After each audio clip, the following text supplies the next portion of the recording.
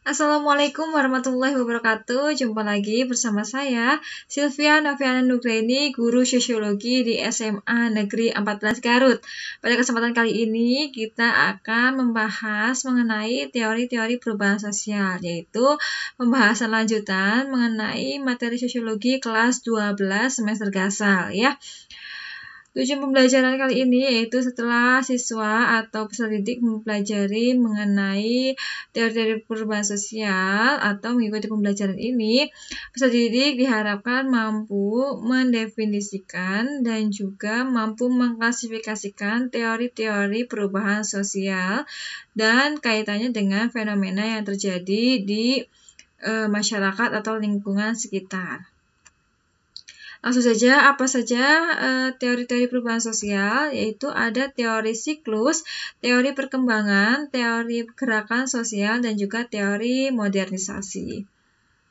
Oke, di sini ada gambar ya, mode rambut, ya, gaya rambut. Nah, kita yang pertama akan bahas tentang teori siklus. Nah, di sebelah ada gambar grafik gitu ya, tentang teori siklus, di mana ada keterangan di situ primitif, tradisional, modern, tetapi gambar garisnya yaitu berbentuk spiral. Maksudnya apa? Nah, kita lihat dulu nih gambar apa kaitannya dengan gaya rambut dan gaya busana ya, fashion. Ini dari tahun ke tahun terjadi perubahan, tetapi perubahan ini bersifat mengulang ya. Nanti makin tahun perubahan yang terjadi ini hampir berulang-ulang gitu.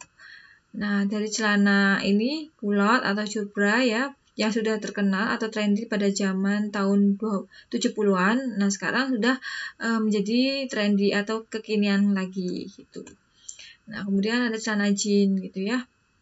Maksudnya apa? Dalam teori siklus ini melihat perubahan sebagai sesuatu yang berulang-ulang gitu.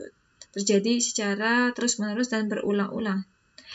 Selanjutnya yaitu di gambar ini ada tentang irigasi pertanian gitu ya. Nah, hubungannya apa?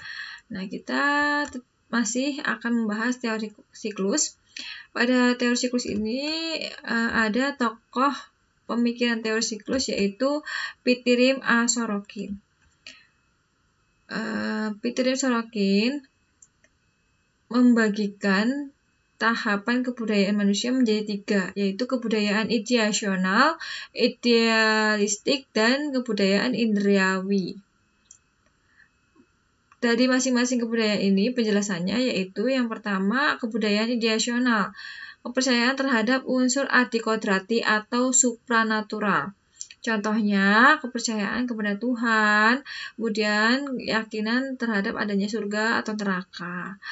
Kebudayaan idealistis, kebudayaan campuran antara atau gabungan antara ideasional ya, adanya unsur adikodrati atau supranatural dan juga unsur rasional atau indrawi.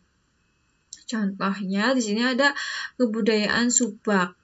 Kebudayaan subak ini adalah tadi ya sistem irigasi pada masyarakat Bali, di mana ada gabungan antara rasional atau indrawi terhadap sistem pengairan sawah mereka dengan ritual-ritual yang dijalani yang meyakini adanya kuasa adikodrati kepada dewi-dewi ataupun dewa-dewa yang menjaga kesuburan tanah ataupun sawah mereka. Itu. Kemudian yang selanjutnya kebudayaan indrawi. Maksudnya yaitu kenyataan dan tujuan hidup menjadi tolak ukur, di mana masyarakat di sini sudah menjadikan tujuan hidup ini menjadi tolak ukur. Contohnya budaya kerja untuk memenuhi kebutuhan hidup ya, sandang, pangan, papan itu diperlukan. Kemudian untuk memenuhinya butuh kerja. Selanjutnya yaitu ada di sini gambar tentang perkembangan teknologi ya, komunikasi dan juga informasi. Mulai dari portal sistem, radio, sampai dengan smartphone gitu ya. Nah, Kita selanjutnya akan membahas tentang teori perkembangan. Teori perkembangan di sini yaitu dikenal juga dengan teori linier.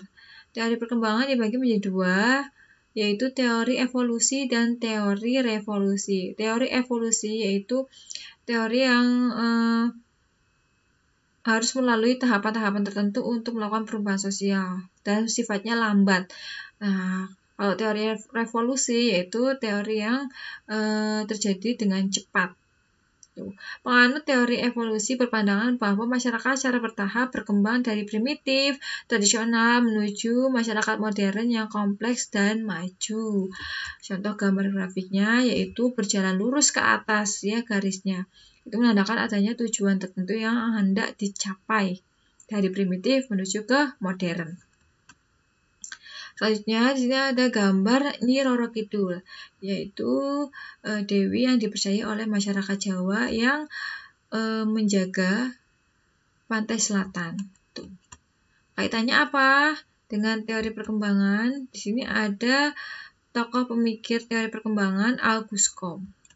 Auguste Comte membagi tahapan perkembangan manusia menjadi tiga. Yang pertama teologis, kedua metafisik, dan yang terakhir positifis. Pada tahapan teologis ya, ada gambar di sini Dewi Sri. Kalau tadi Nyi Roro Kidul, di sini ada Dewi Sri. Dewi Sri itu adalah dewi yang dipercayai untuk menjaga kesuburan tanah atau lahan persawahan gitu ya. Nah, kaitannya yaitu kepercayaan manusia terhadap kuasa adikodrati.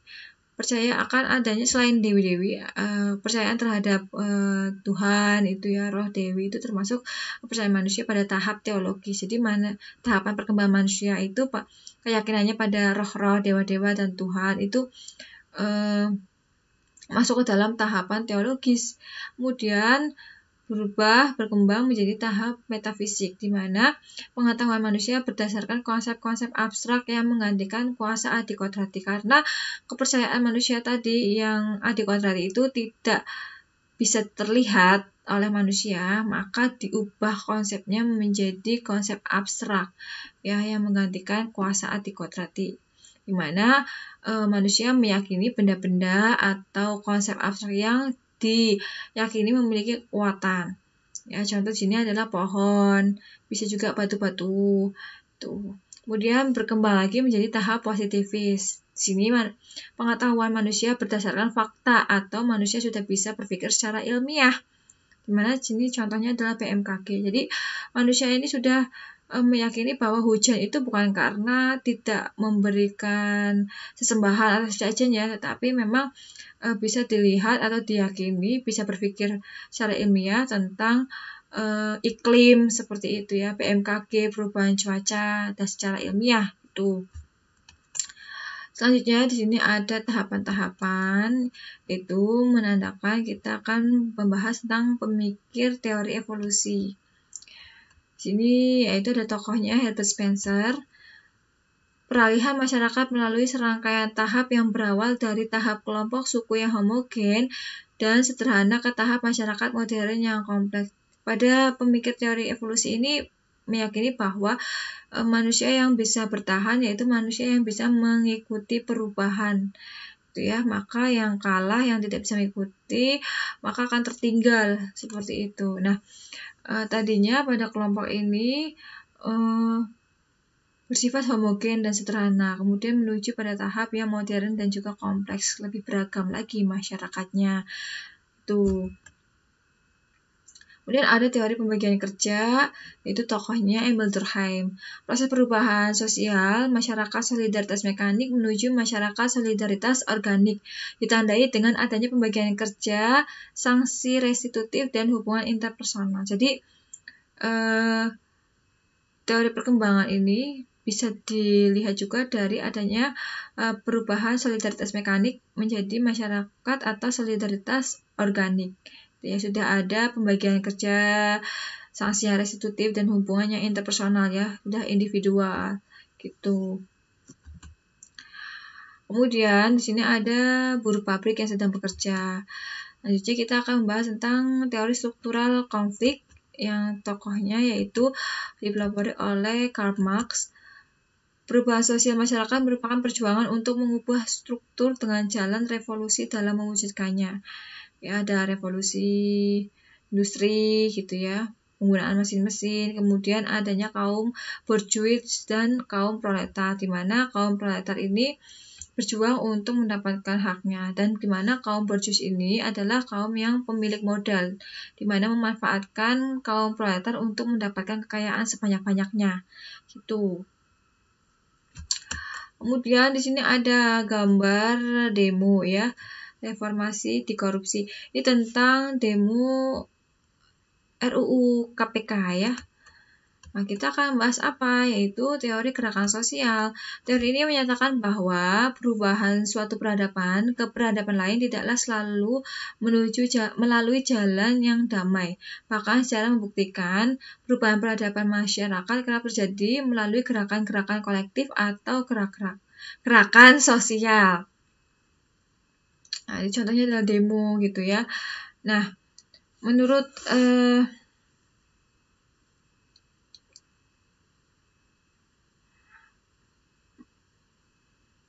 Stomka ya, ada beberapa komponen gerakan sosial. Yang pertama, adanya kolektivitas orang yang bertindak bersama. Ya, ada gerakan atau orang-orang yang bertindak bersama. Kemudian yang kedua, kolektivitasnya tersebar tetapi derajatnya lebih rendah daripada organisasi formal ya. Kemudian yang selanjutnya, komponen selanjutnya adalah adanya tujuan bersama, yaitu perubahan dalam masyarakat. Yang terakhir, tindakannya mempunyai derajat spontanitas yang tinggi, tidak melembaga dan juga tidak konvensional. Ya, karena ini gerakannya ini tidak semua bagian dalam masyarakat ini saling mengenal ya, kadang juga ada bagian masyarakat yang turut serta secara spontan untuk melakukan gerakan sosial seperti itu. Nah, ini gerakan sosial ada banyak macamnya. Ada gerakan alternative movement, kemudian redemption movement, reformative movement, dan juga transformative movement. Itu adalah jenis-jenis gerakan yang diklasifikasikan oleh David Eberle. Jadi ada kampanye-kampanye yang disuarakan oleh masyarakat gitu ya. Nah, kampanye ini bisa turun langsung ke jalan, bisa juga melalui platform digital yang dimiliki oleh masing-masing individu ini untuk mengkampanyekan sesuatu yang ingin dilakukan atau menuju perubahan yang lebih baik. Contohnya adanya emansipasi wanita, kemudian adanya kampanye anti narkoba, kampanye anti korupsi dan lain sebagainya. Itu. Selanjutnya yaitu teori modernisasi. Teori modernisasi melihat bahwa perubahan negara-negara terbelakang akan mengikuti jalan yang sama dengan negara industri di barat. Cara tersebut adalah melalui proses modernisasi sehingga negara terbelakang menjadi negara berkembang. Ini sampai pada negara bisa lepas landas atau take off gitu ya. Negara yang terbelakang bisa menanggulangi kekurangannya, kemudian bisa mencapai tahap tinggal landas atau take off gitu. Modernisasi bisa tampak pada pembangunan infrastruktur ya, iptek, kemudian adanya revolusi demografi gitu ya. Itu adalah ciri-ciri teori adanya modernisasi. Bisa dilihat dari itu. Mungkin itu saja ya tentang teori-teori perubahan sosial. Mohon maaf apabila ada salah kata ya, salah ketik ya, atau apabila ada yang ingin ditanyakan bisa tanya di kolom komentar. Terus dukung channel ini supaya bisa berkembang dan bermanfaat ya. Jangan lupa untuk like, share, subscribe, dan sebarkan sebanyak-banyaknya. Sekian dan terima kasih. Wassalamualaikum warahmatullahi wabarakatuh.